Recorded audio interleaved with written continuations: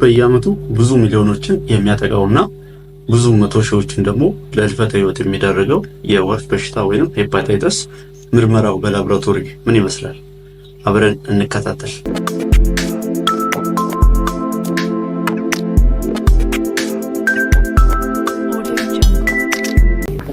በጣም ጥሩ። እንግዲህ እዚህ ጋር የምታዩዋቸው ለዚህ ምርመራ ለሄፓታይተስ ወይም ለወፍ በሽታ ምርመራ አስፈላጊ የሆኑ ማቴሪያል እቃዎች ናቸው።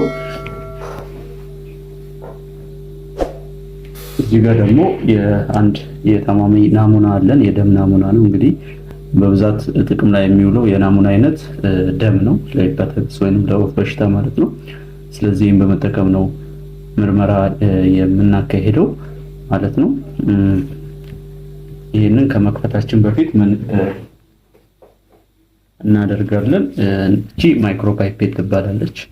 ደምን እና የተለያዩ በተለይ ደግሞ ደምን ከአንድ ወደ አንድ ለማስተላለፍ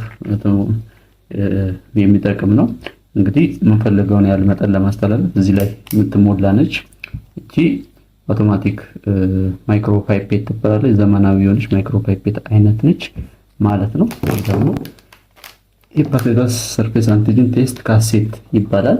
የደም ምርመራው ለማካሄድ የምንጠቀምበት ካሴት ነው ማለት ነው። እንከፍተዋለን። እንደምታዩት ነው፣ ካሴት ነው ማለት ነው። ይሄ ታያችኋል ብዬ አስባለሁ። ይሄ ሳምፕል ወይንም ናሙና መጨመሪያ ነው። ይሄ ደግሞ ከላይ ሲ ከስር ቲ የሚባላሉ ሁለት መስመር ካወጣ የዚህ የደም ናሙና ባለቤት በሽታው አለበት፣ የወፍ በሽታ አለበት ተብሎ ይታሰባል። ከላይ ብቻ ያለው ቀይ መስመር ካወጣ ደግሞ ይሄ የናሙናው ባለቤት ማለት ነው፣ ይሄ በሽታ የለበትም ይባላል። ስለዚህ ሁለቱም መስመር ከወጣ በሽተኛው ወይንም ታካሚው ይሄ በሽታ አለበት ብለን እንወስናለን ማለት ነው። ነገር ግን የላይኛው መስመር ብቻ ቀይ መስመር ከወጣ ታካሚው የሄፓታይተስ ወይንም የዚህ የወፍ በሽታ የሚያመጣው ቫይረስ በደሙ የለም ተብሎ ይወሰናል ማለት ነው።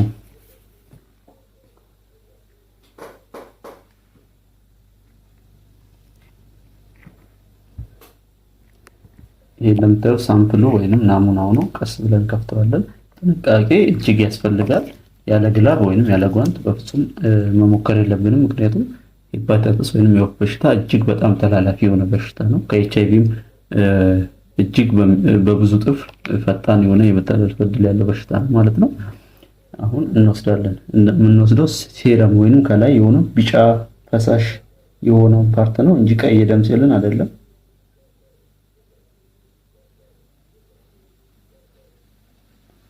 እንደምታዩት ቀስ ብለን ናሙና ወስደናል። ስለዚህ አሁን የሚቀረን መጨመር ነው። ከሁለት እስከ 3 ድሮፕ ወይንም ከሁለት እስከ 3 ጠብታ ነው ጠብ እናደርጋለን። 1 2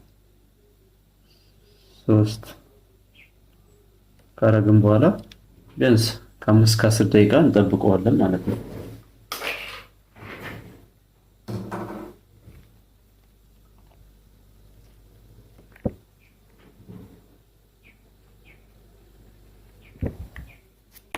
እንግዲህ እንደምታዩት አንድ መስመር ብቻ ነው ያወጣው። ሲ የምትለው ጋር ብቻ ቀይ መስመር ወጥቷል። ቲ የሚለው ጋር ምንም አይነት ቀይ መስመር ስላልወጣ የዚህ ናሙና ባለቤት ታካሚ ማለት ነው ምንም አይነት ቫይረሱ አልተገኘበትም ተብሎ ሪፖርት ይደረጋል ማለት ነው። እንግዲህ ይሄ ብዙ አገራችን ላይ ጥቅም ላይ የሚውል በሰፊው ጥቅም ላይ እየዋለ ያለ የሄፓታይተስ ወይንም የወፍ በሽታ የምርመራ ዘዴ ነው። ሄፓታይተስ ቢ ራፒድ ዲያግኖስቲክ ቴስት ወይንም ሄፓታይተስ አርዲቲ በመባል የሚጠራ የምርመራ አይነት ነው ማለት ነው። እንግዲህ ውድ ቤተሰቦቼ ጥሩ ቆይታ እንደነበረን ተስፋ አደርጋለሁ። ጥሩ መረጃዎችን በቂ መረጃዎችንም ስለ ሄፓታይተስ ወይንም ስለ ወፍ በሽታ ምርመራ አግኝታችኋል ብዬ አስባለሁ። ነገር ግን ማታወቅ ያለብን ነገር ቢኖር ይሄ ምርመራ ብቻ ነው በላቦራቶሪ የሚካሄደው ማለት አይደለም። ሌሎች የተለያዩ ምርመራዎችን አሉ እንደ ራጅ እና ሲቲ ስካንን ጨምሮ። ነገር ግን በአብዛኛው ጊዜ ጥቅም ላይ የሚውለው የምርመራ ዘዴ ነው ላስቃኛችሁ የሞከርኩት። መረጃ አግኝታችኋል ብዬ አስባለሁ። እንግዲህ ቀረ የምትሉ ካለ በኮሜንት ላይ አሳውቁኝ። አዲስ ከሆናችሁ ሰብስክራይብ አድርጉ፣ ቤተሰብ እንሁን። ሼር በማድረግም ለሌሎች እንዲደርስ አድርጉ። እስከ ቀጣይ ቪዲዮ ቀጣይ መረጃ ይዤ እስከምመለስ ድረስ ቸር ሰንብቱ።